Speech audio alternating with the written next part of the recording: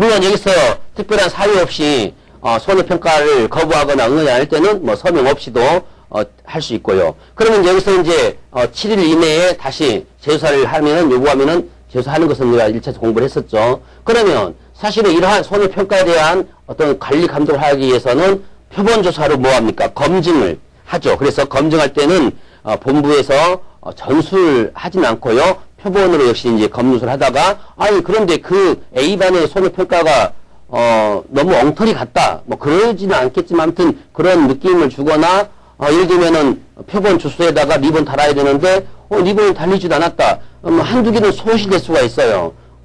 소실될 수가 있는데 분명히 그 피드 전체에 리본이 달려있지 않다 그러면 현장에 안 가는 것이거든요. 이것은 안 가고 했다면 거기서 손해평가 한 것이거든요. 그렇다면 이제 그런 경우는 전수조사를 해서 문제가 되면은 어떻습니까?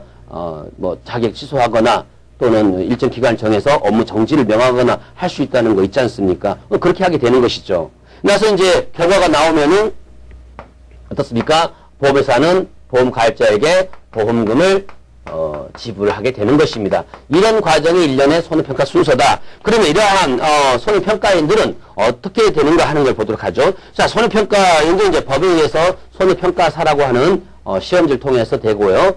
물론 평가를 할 수 있는 분은 손해평가인도 있고 그 다음에 보험업법에 의한 손해사정사도 평가를 할 수 있다고 그것은 말씀을 드렸고요. 그러면 임무는 뭐냐? 역시 1차 때로 공부를 해왔었죠? 다시 한번 해볼까요? 자, 손해평가인은, 손해사정사는, 손해평가사는 뭐가 나면 손해요? 피가 나면 손해라고 그랬죠. 그래서 피가 나면 손해인데 바로 피해, 그죠? 그 다음에 보험가액, 그죠? 손해평가하는 것이죠.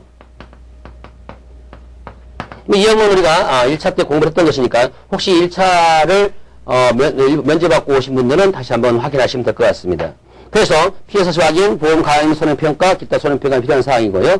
그 다음에 이제 손해평가 보조인을 둘 수 있다 그랬으니까 보조인은 또 추가적으로 알아둘 만한 용어가 되겠네요.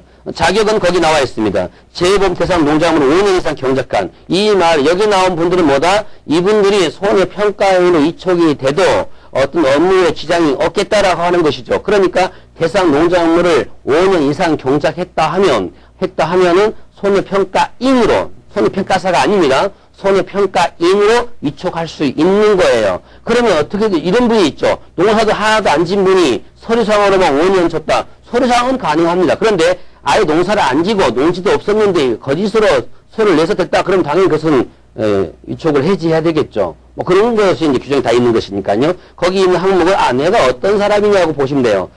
지금 공무원에서 농식품부, 뭐 농진청, 통계청 이런 데서 5년 이상 고등학교 교원으로 3년 이상이죠. 고등학교 교원으로 5년 이상, 조교수 이상, 조교수도 상당히 높은 직급이거든요. 그럼에도 불구하고 손해평가에 위축될 수 있는 분 중에 하나가 조교수라면 손해평가에 위축되는 분들이 얼마만큼 이상에 있는가 하는 것은 알게 될 것입니다. 3년 이상이고요.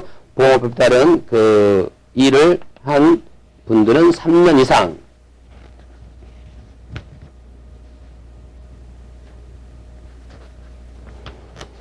그 다음에 계속해서 이어서 보죠. 고등교육법에 따른 학사학위 상의 소지자 쭉 나오는데요. 뭐 9번째 보니까 농수산물 품질 관리법에 따른 농수산물 품질 관리사. 앞으로 이제 수산물 품질 관리사가 시험이 이제 정착화 돼서 올해 1회 시험이 있습니다만은 정착돼서 이제 배출이 된다면은 아마 수산물 품질 관리사도 양식수산물에 있어서 양식수산물 손해평가인으로 위촉될 수 있다. 이렇게 뭐 저는 조심스럽게 예상을 해봅니다.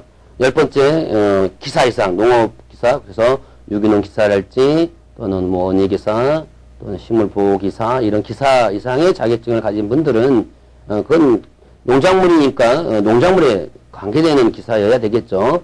갑자기 이 농작물 재보험인데 갑자기 어떤 뭐 환경 기사 이건 좀 애매하지 않습니까? 그래서 관련 있는 기사 이상이다 이렇게 해서 쭉 이제 자기가 소개되고 있고요. 위촉하는 거 법에 의해서 기한 3년임이죠. 그리고 이제 보수교육은 3년 만에 그렇죠. 1회 하는데 그 보수교육을 받으면 3년 동안 기간이 연장된다. 자동적으로 이렇게 이해하시면 될 것 같습니다.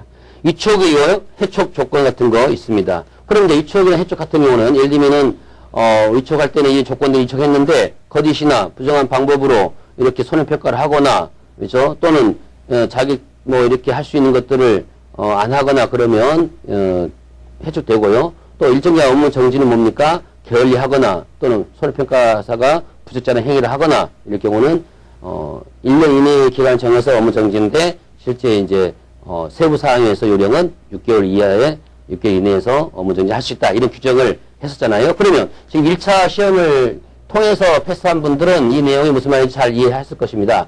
그러면 1차 시험을 패스하지 않고 면제받고 오신 분들은 아무튼 참 죄송해요. 뭐 면제받다는 게 마치 근데 오히려 더 훌륭하신 분들이죠. 뭐 훌륭하다는 표현은 좀 그렇습니다만은 어쨌든 1차 면제 받았다는 얘기는 1차 시험을 면제하고서도 충분히 손해평가사 될 수 있는 자격을 주신 분들이니까 다만 이건 이제 시험 공부를 이해한 거예요. 그러니까 시험을 패스하기 위한 방식이니까 잘 알고 계시겠지만 시험을 보기 위해서는 시험에 규정한 사항들을 이해해야 되기 때문에 제가 1차 시험을 보신 분과 1차 시험 면제 받으신 분들을 따로 구별해서 여기서만 그럴 거예요. 여기서 이 손해평가인에 대한, 손해평가사에 대한 이 얘기만 할 때만 1차 시험 하신 분과 면제 받으신 분을 따로 구별해서 말씀을 드릴 거고요. 이제 실무 작업 들어가면은 이제 다 새롭습니다. 어차피 1차 면제 받으신 분 중에는 이런 분이 계셔요. 현재 손해평가를 하고 계신 분이 있습니다. 그런 분들은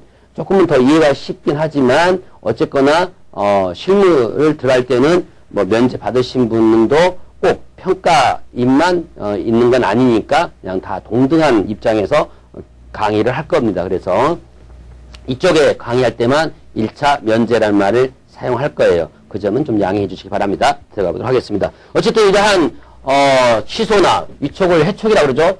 취소하거나 아니면은 업무 정지를 할 때는 이제 반드시 뭡니까? 청문을 해야 되겠죠. 그런데 이분이 청문회에 응하지 않아요. 나는 안 가란다. 그럼 어떻습니까? 서면으로 하면 되겠죠. 즉시 통지해야 됩니다. 근데 통지를 할 때에 사유를 적어야 돼요. 당신 그냥 잘렸어. 표현이 그렇습니다. 자르긴 뭘 자릅니까? 간혹 이렇게 민원인들이 이런 분이 계세요. 당신 내가 목 잘라버릴 거야. 목을 자르면 어쩐다는 말입니까? 요즘에는 그렇게 거칠게 표현 안 하고요. 이렇게 표시하더라고요. 당신 옷 벗길 거야. 이거 옷을 왜 벗겨요? 이거 언제 벗긴단 말입니까? 사실은 이 공지사의 어려움도 있어요. 툭하면 민원이 와가지고 당신 잘라버릴 거야. 당신 옷 벗길 거야. 옷을 벗겨갖고 뭘 보자는 겁니까?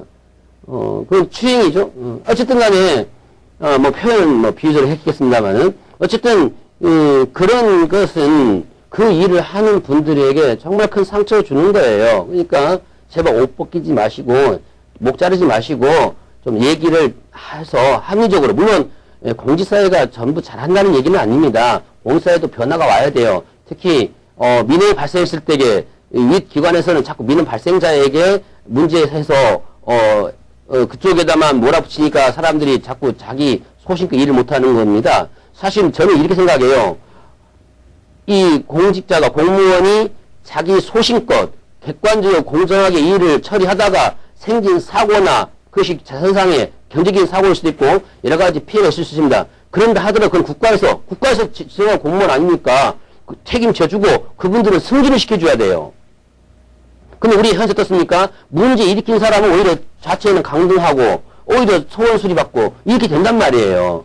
그러면 그래서 공직사회가 복지부동이니 처밥이니 이렇게 되는 겁니다. 그걸 깨려면 어떻게 해야 돼? 이 공무원이 자기 업무에서 자기 역할에서 최선을 다했다, 열심히 했다. 그런데 그럼에도 불구하고 잘못된 일이 생겼다 할 때에는 칭찬과 격려해서 훈장을 주고 포상을 하고 신문에 알려서 이렇게 일을 하도록 만들어줘야 됩니다. 회의 덮고 시시하고 민원인 편들고 일반적인 블랙 컨슈머 마찬가지예요. 자꾸 이 마트에서 사고 일으키니까 막 문들을 바꿔주고 밑에 직원들만 죽는데 그 블랙 컨슈머가 직업이라니까요. 어떻게 하면 돼요?